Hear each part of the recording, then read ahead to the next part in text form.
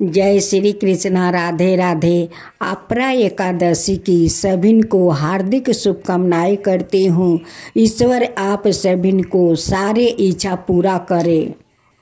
आज अपरा एकादशी की पावन व्रत कथा सुने।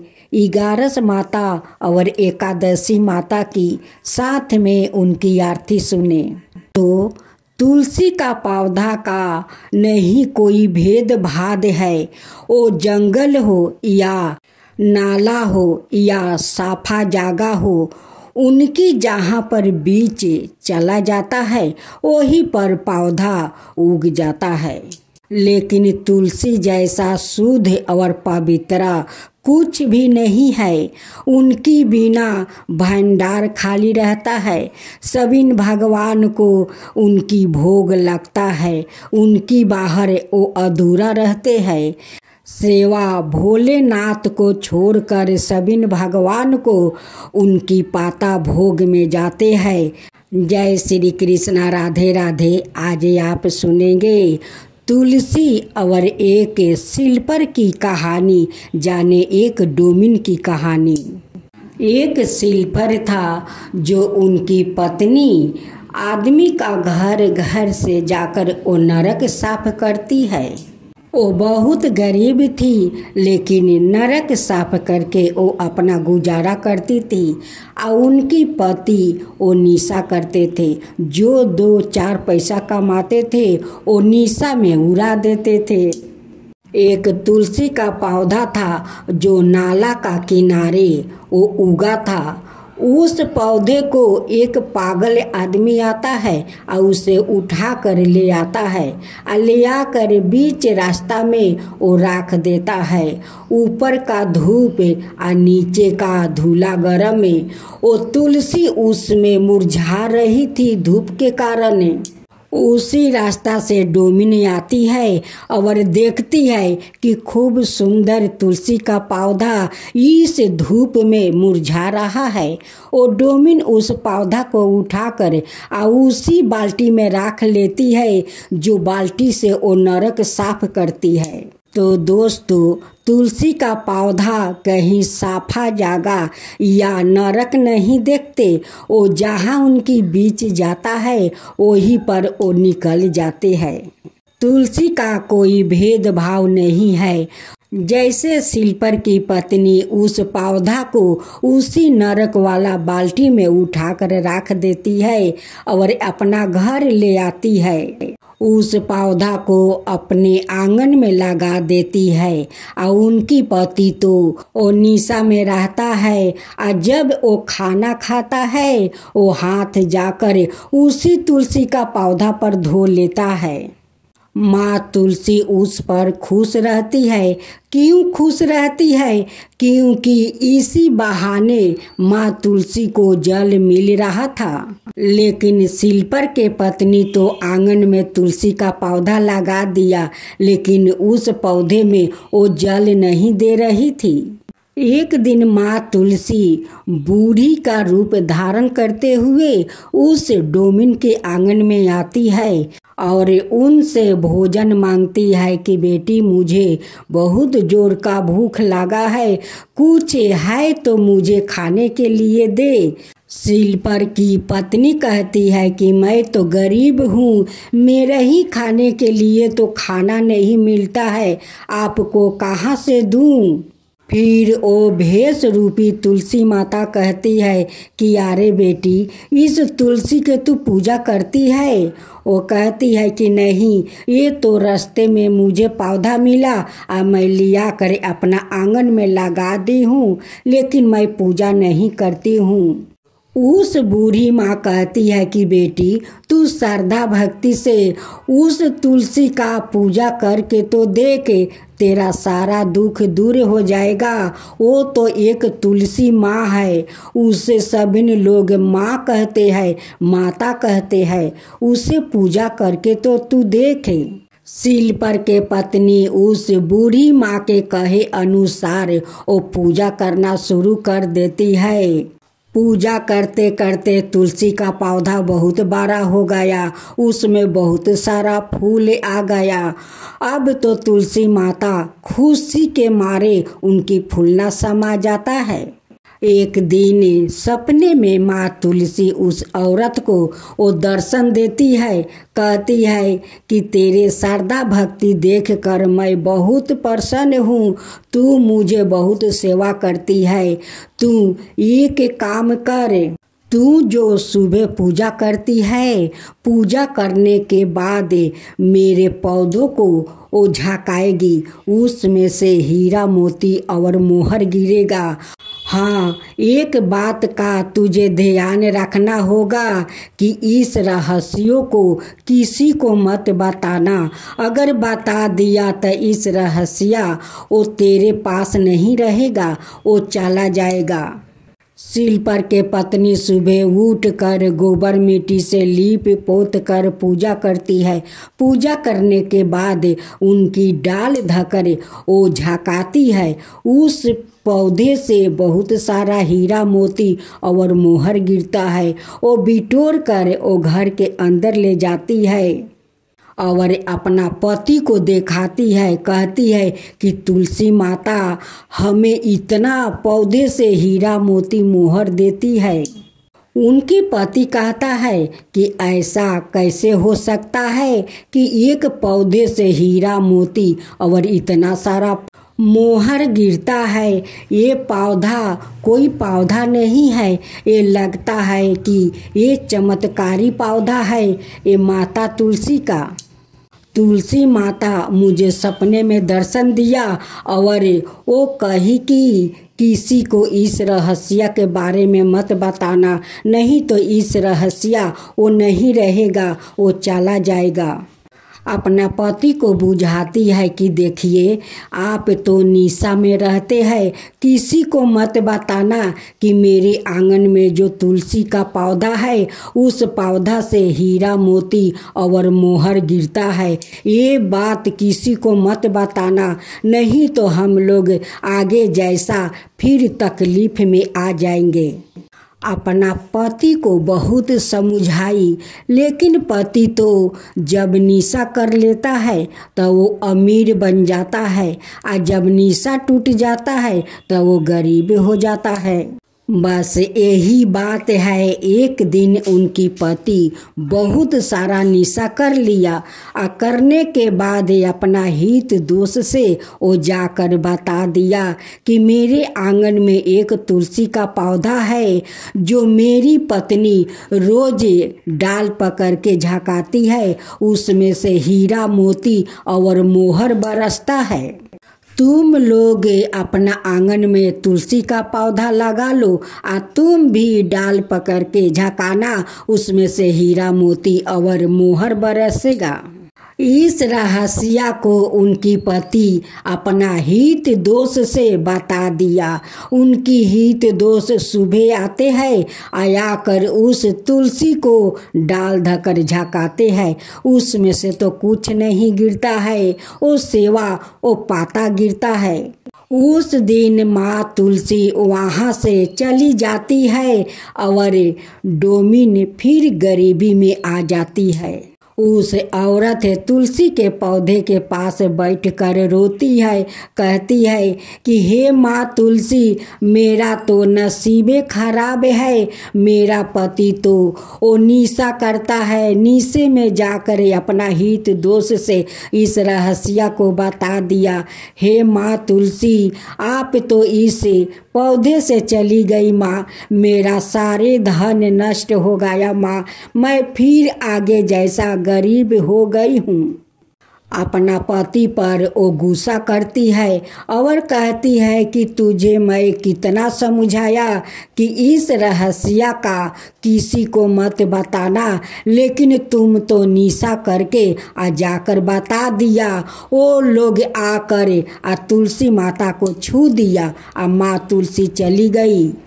उस औरत ने उसी तुलसी माता का वो सेवा करती है और गंगा जी से जल ले आकर उन्हें शुद्ध करती है और कहती है कि हे माँ तुलसी, मुझे क्षमा कर दो माँ। मेरा पति तो निसारू है माँ, निसारू है, लेकिन मेरा क्या दोष है? उसमें तो मेरा दोष नहीं है माँ। उनकी पत्नी हाथ जोड़कर रो रो कर कहती है कि माँ, मुझे हीरा मोती मोहर नहीं चाहिए माँ, मोहर नहीं चाहिए, बस मुझे 2 वक्त का रोटी दो माँ, 2 वक्त का रोटी दो, मैं उसी में खुश रहूँगी माँ, आपको सेवा करूँगी। उस औरत का मिनती सुनकर माँ तुलसी फिर से आपस आ जाती है और उनकी कमाई में बरकत होने लगता है और उनकी पति सुधर जाता है, वो निशा पानी सब छोड़ देता है। माँ तुलसी का कृपा से उनकी सारे दलिदरता दूर हो जाता है और वो दोनों सुख जीवन बिताने लगता है।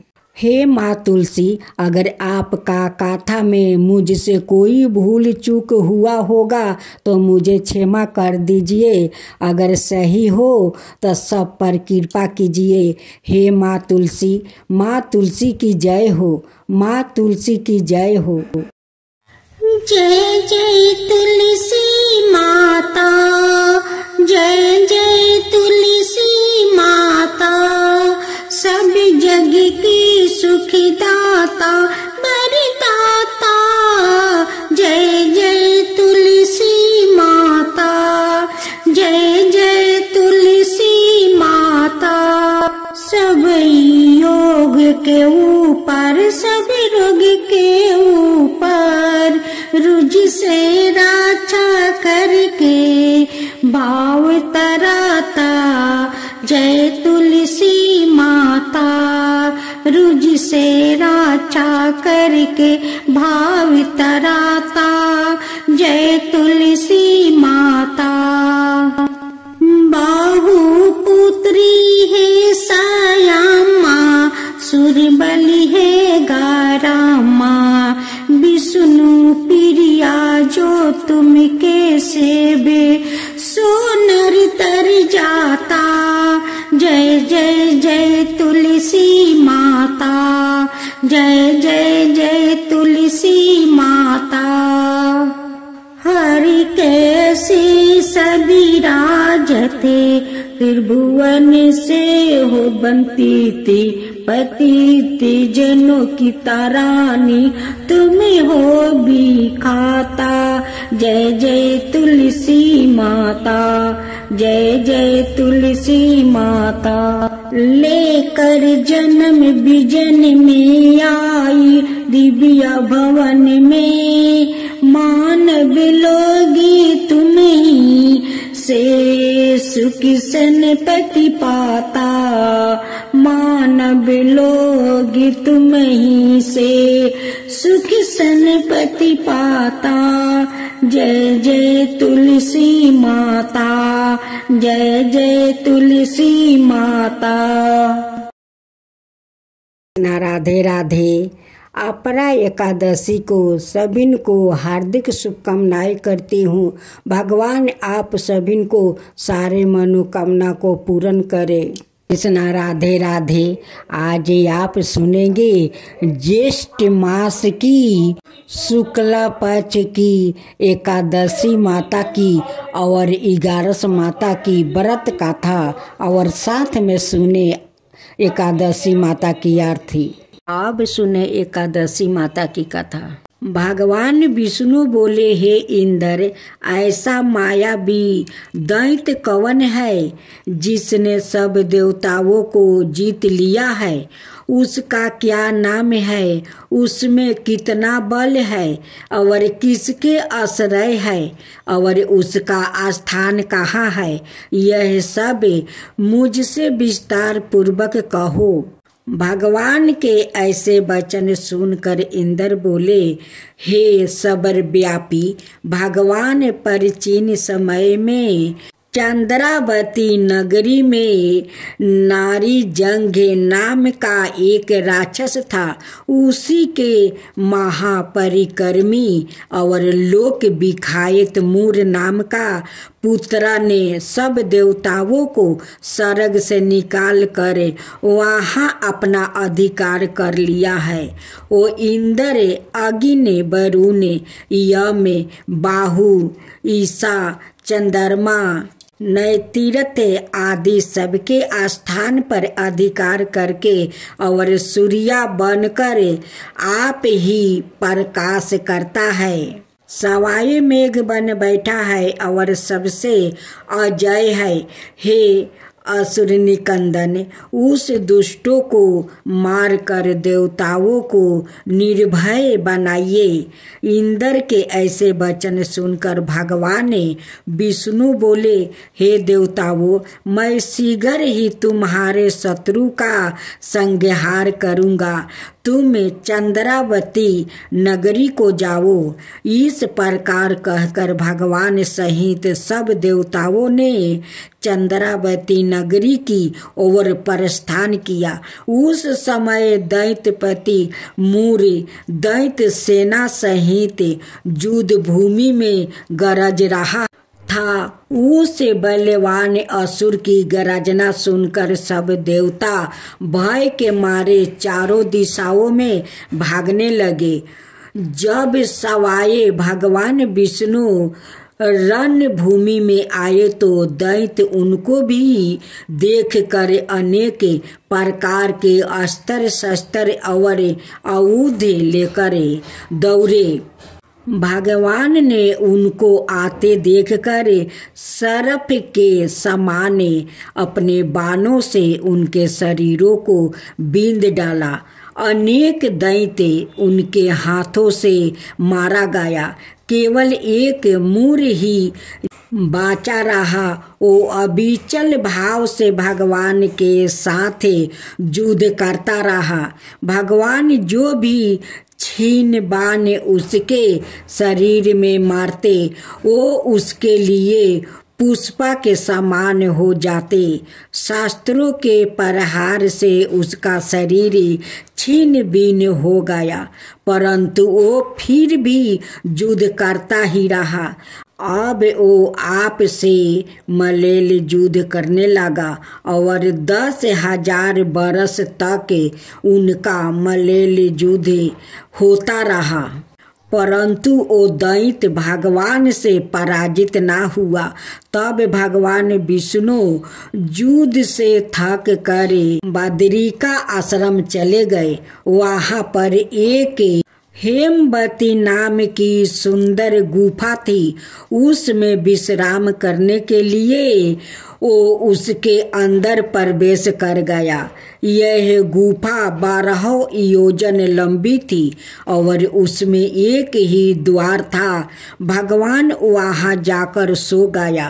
वो दैत्य उनको सोया हुआ देखकर मारने के लिए उद्यत हुआ। वो अभी मारने का प्रयत्न कर ही रहा था कि उनके शरीर से एक अत्यंत प्रभावशाली सुंदर कन्या अस्त्र शस्त्र धारण किए हुए प्रकट हुई और दैत्य के सामने आकर युद्ध करने लगी। वो दैत्य उस बलवान कन्या को देखा, आश्चर्य विनीत होकर उसके साथ युद्ध करने लगा। उस कन्या के ऐसे भयानक पराक्रम को देखकर दैत्य विचारने लगा कि इस कन्या को किसने बनाया है जो ऐसा भयानक युद्ध कर रही है। वो ऐसा विचार कर ही रहा था कि उस महादेवी ने उस बलवान दैत्य के रथ को चूर चूर कर दिया और उसके अस्त्र शस्त्र को काट कर टुकड़े टुकड़े कर दिया। तब वो दैत्य महान क्रोध करके मलेल युद्ध करने लगा, परंतु देवी ने उसको धक्का मारकर मूर्छित कर दिया। जब वो दैत्य मूर्छित से जागा तो उस देवी ने उसका सिर काट डाला। इस प्रकार वो दैत्य तो पृथ्वी पर गिरकर मृत्यु को प्राप्ति हुआ और बाकी दैत्य डर के मारे पाताल लोक को भाग गया। जब भगवान विष्णु की निद्रा टूटी तो उन्हें मूर दैत्य का काटा हुआ सिर ओ कन्या को दोनों हाथों जोड़कर खड़े देखा।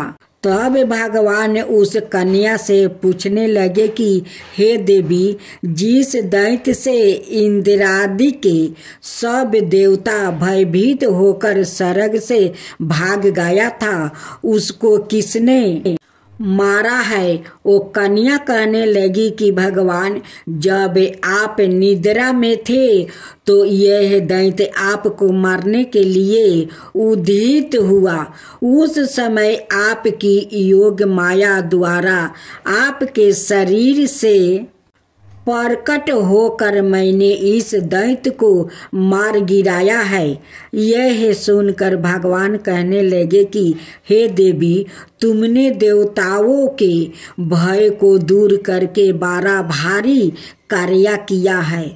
अत तुम अपनी इच्छा अनुसार वर मांगो। तब वो देवी बोली, हे भगवान, यदि आप मुझे वरदान देना ही चाहते हैं तो यह वरदान दीजिए कि जो कोई भी मेरा व्रत करे उसके सब पाप नष्ट हो जाए और अंत में मोक्ष को प्राप्ति होवे। जो इस व्रत का पुण्य है उसका आधा रात्रि को भोजन करने वाले को मिले और जो एक बार भोजन करे उसको भी आधा फल प्राप्ति हो जाए। मनुष्य भक्ति पूर्वक मेरे व्रत में एक बार भी भोजन ना करे, उसको धर्म धन और मुक्ति प्राप्ति हो। भगवान ने कहा, हे कल्याणी, ऐसा ही होगा। मेरे और तुम्हारे भक्ति एक ही होगा और वो अंत में मोक्ष को प्राप्ति करके मेरे लोक को जाएगा, क्योंकि तुम एकादशी को प्रकट हुई हो और तुम्हारा नाम एकादशी ही होगा। तुम मुझे सब तीर्थों से प्रिय हो, इस कारण तुम्हारे व्रत का फल सब तीर्थों से भी अधिक फल देने वाला होगा। ऐसा कहकर भगवान अंतर्ध्यान हो गए और प्रभु के उत्तम वचनों को सुनकर एकादशी माता प्रसन्न हुई। भगवान श्री कृष्णा कहते हैं कि युधिष्ठिर, सब तीर्थों के फल से एकादशी व्रत का फल सर्वश्रेष्ठ है। एकादशी व्रत करने वाले को मैं मोक्ष पद देता हूँ, उसके शत्रुओं का नाश और समस्त विघ्नों का नाश करता हूँ। यह मैंने तुमको एकादशी माता की सब पीड़तंत्र बतलाया है। एकादशी माता पापों को नष्ट करने वाली है और सिद्धियों की देने वाली है। उत्तम पुरुषों को दोनों पक्ष की एकादशियों समान ही सामना करना चाहिए, कोई भेदभाव नहीं समझना चाहिए। जो मनुष्य इस एकादशी के महात्म्य को पढ़ता अथवा सुनता है उसको अश्वमेध यज्ञ का फल प्राप्ति होता है और वो करोड़ों वर्ष तक विष्णु लोक में वास करता है, वहाँ भी उसका पूजन होता है। जो मनुष्य एकादशी माता माता की महात्म्य के चौथे भाग को पढ़ता है उसके भी अनेक पाप नष्ट हो जाते हैं। विष्णु धर्म के बराबर दूसरा कोई धर्म नहीं है और एकादशी व्रत के समान और कोई दूसरा व्रत नहीं है।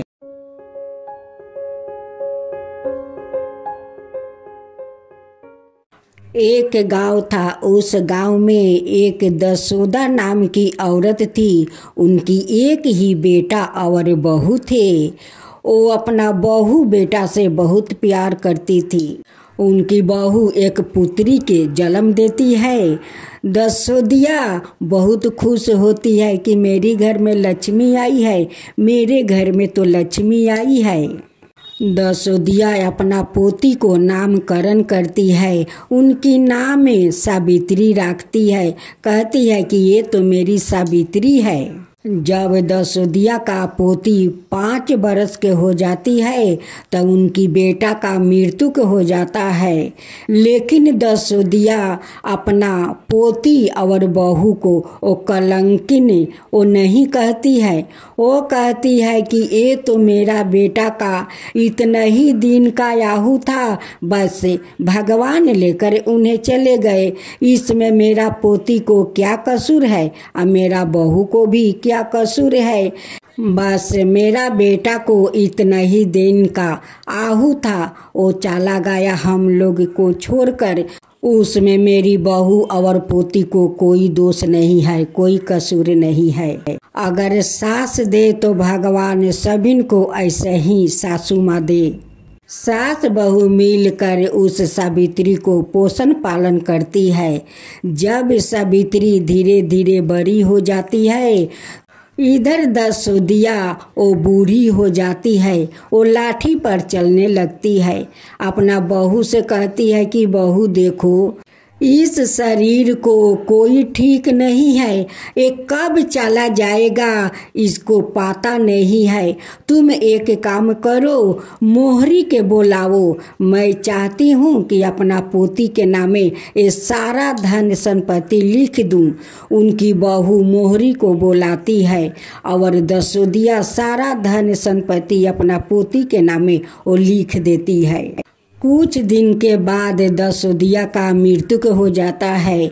उनकी बहू सभी को इकट्ठा करके उन्हें संस्कार करती है, क्रियाक्रम करती है, बहुत अच्छे से करती है।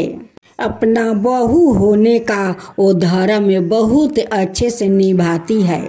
दसोदिया का मरे हुए कुछ दिन बीत गया। उनकी बहू सोचने लगी कि मेरी सावित्री तो बहुत बड़ी हो गई है, अब इनके लिए अच्छा घर बार मुझे ढूंढना होगा। वो अड़ोस पड़ोस में जाती है और सभी से कहती है कि बहन, अगर आपका नज़र में कोई अच्छा घर और बर हो तो मुझे कहिएगा।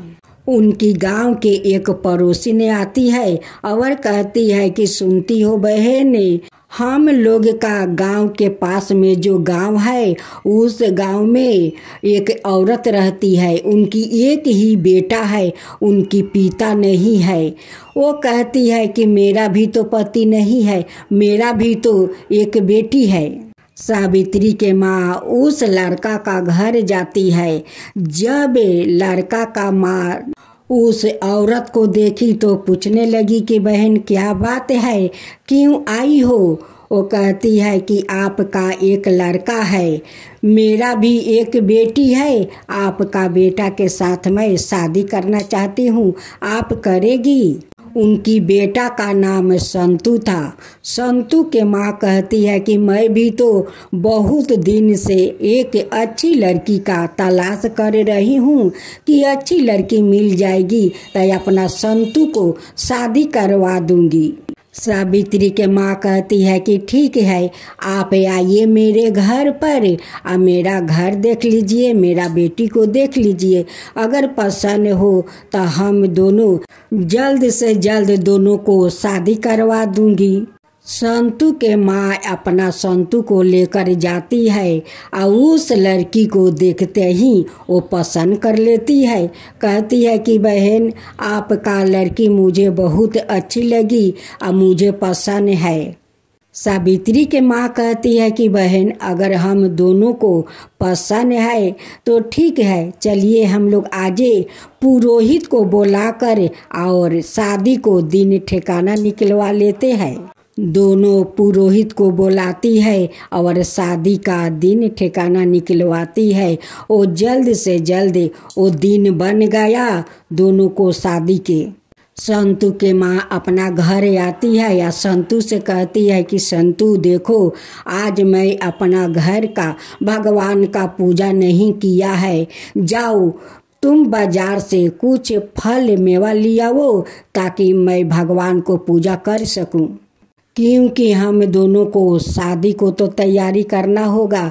संतू बाजार जाता है और फल मेवा वो लेकर वो आता है। रास्ते में एक बानर उसकी फल का झोला छीनकर भाग जाता है और उसके पीछे पीछे संतू दौड़ता है, बोलता है कि बानर राज, मुझे झोला दे दो, मुझे झोला दे दो, मेरी माँ पूजा करेगी, उसमें फल मेवा है, बानर राज मुझे झोला दे दो।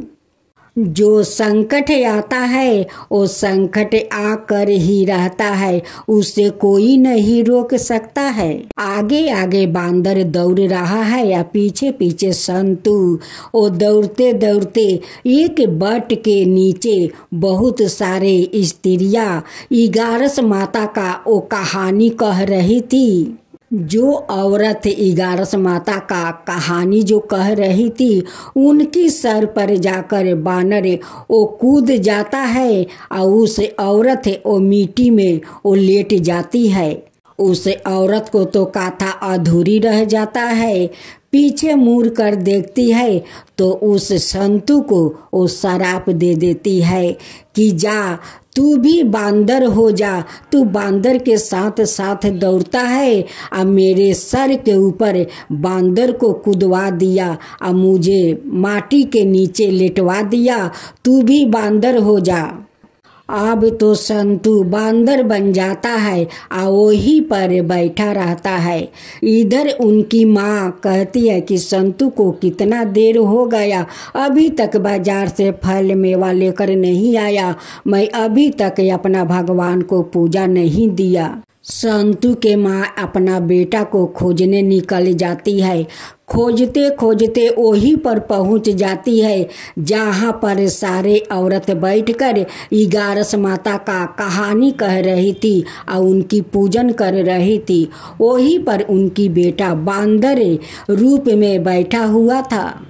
वहीं पर जाकर संतू के माँ पूछती है कि बहन, आप लोग मेरे बेटा को देखे हैं? उसमें से एक औरत कहती है कि बहन, यही तो आपका बेटा है जो बांदर रूप में बैठा है। वो कहती है कि बहन, आप मजाक करती हो, देखिए कुछ दिन के बाद मेरा बेटा को शादी होने वाला है और मैं उसे बाजार पे ठाया था मेवा फल लाने के लिए कि मैं अपना भगवान को पूजा कर लूं, अभी तक घर लौट कर नहीं आया।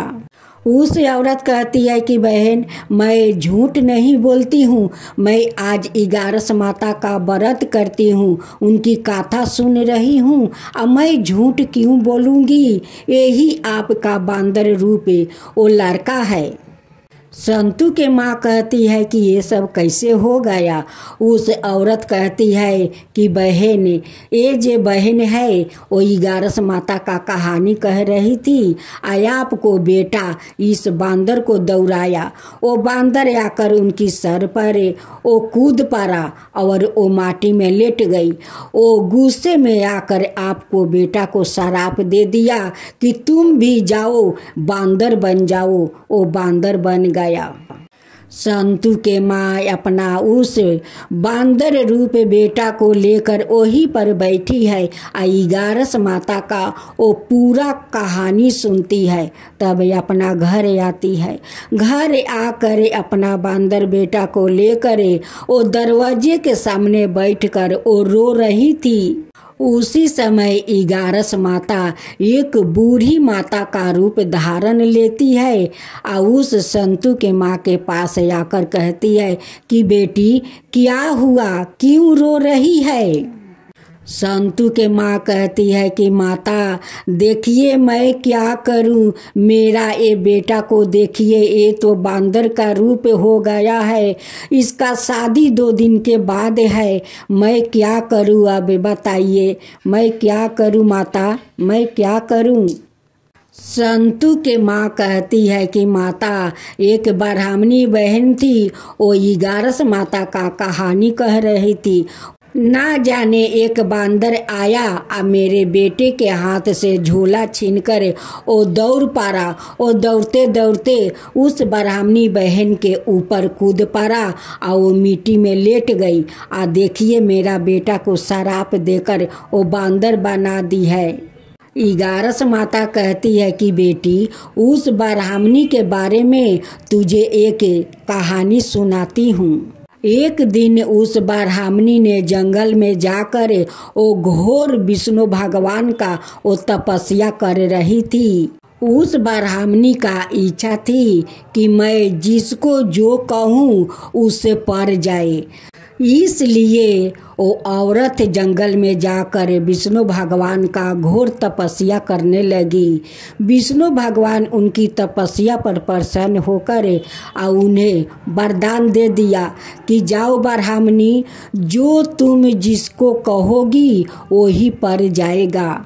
आज तक उस ब्राह्मणी किसी पर इस्तेमाल नहीं किया था, लेकिन आज पहला बार तुम्हारा बेटा पर वो वरदान का इस्तेमाल किया है। आज देखो तुम्हारा बेटा आज बांदर रूप में है। लेकिन संतु का माँ का पता नहीं था कि जो बात कर रही है वही तो साक्षात इगारस माता है। संतु के माँ कहती है कि माता इसका उपाय क्या है, बताइए मैं क्या करूं कि मेरा बेटा अपना रूप में आ जाए। 2 दिन के बाद तो इनकी शादी थी, अब वो लड़की तो इससे शादी नहीं करेगी। इगारस माता कहती है कि तू उसका घर जा, उसकी माँ से ये सारे अनहोनी वो जाकर कहे, वो मान जाएगी। अगर उस लड़की तेरा बेटा से शादी कर लेती है तो तेरा बेटा जरूर अपना रूप में वो आ जाएगी, क्योंकि उस लड़की संस्कारी और धार्मिक है। वो इगारस माता का वो पूजा करती है, वो बहुत इगारस माता को मानती है। अगर वो लड़की शादी कर लेती है तो तेरा लड़का जरूर अपना रूप में आ जाएगा, तुम जाकर उसकी माँ को मना लो। इगारस माता वहाँ से चली जाती है और संतु को माँ अपना संतु को लेकर उनकी घर जाती है और उनसे विनती करती है कि बहन अपना बेटी से मेरे बेटे के साथ शादी कर दो तो मेरा बेटा अपना रूप में आ जाएगा। सावित्री के माँ कहती है कि नहीं बहन, मैं अपना बेटी को बांदर से शादी नहीं करूँगी। अपना बेटी को जीवन खराब करना है कि मैं आपको बांदर बेटा से मैं शादी करूँ। बांदर से कोई शादी करता है, मैं हरगिज नहीं शादी करूँगी। सावित्री के माँ कहती है कि मेरी बेटी कोई भगवान नहीं है कि आपको बेटा से शादी कर लेती है तो आपका बेटा मनुष्य रूप में आ जाएगा। वो कोई भगवान नहीं है, वो भी मनुष्य है। संतु को माँ रोती है, गिड़गिड़ाती है, उसे विनती करती है कि बहन कर लो, मेरा बेटा को जीवन बचा लो, मेरा बेटा को जीवन बचा लो बहन, अपना बेटी से शादी कर दो। बांदर रूपी संतु जाकर उनकी लड़की को वो चादर पकड़ लेता है और बैठ जाता है। अब उनकी ऐसा हालत देखकर सावित्री को उन पर माया आ जाता है। वो कहती है कि माँ अगर मेरे शादी करने से इनकी बेटा अगर अपना रूप में आ जाता है तो ये तो अच्छा है माँ, मैं इनसे शादी करूँगी और ज़रूर शादी करूँगी माँ। किसी को जीवन बचाना वो बहुत धर्म के बात है माँ, वो बहुत धर्म होता है। और मैं इनसे शादी करूँगी, नहीं बाजा बजेगा और नहीं बाराती आएगा। मैं इसी आंगन में एक आग का कुंड धरा दो और उसी से हम 7 फेरा ले लेते हैं इनकी साथ। बेटी का ऐसा बात सुनकर माँ बेबस हो जाती है और आंगन में एक आग का कुंड धरा देती है और वहीं पर बांदर के साथ वो 7 फेरे ले लेती है। संतु के माँ अपना बांदर रूपी बेटा और बधू को लेकर अपना घर जाती है और जाकर उसी दिन से वो 11 माता का वो व्रत शुरू कर देती है। सावित्री रोज अपना सासू माँ और पति को बैठाकर वो पूजा करती है और उन्हें 11 माता का पूरा कहानी सुनाती है। उनकी श्रद्धा भक्ति से 11 माता बहुत प्रसन्न हो जाती है और प्रसन्न होकर उन्हें दर्शन देती है। कहती है कि बेटी तेरा नाम तो सावित्री है और तू सावित्री से कम नहीं है।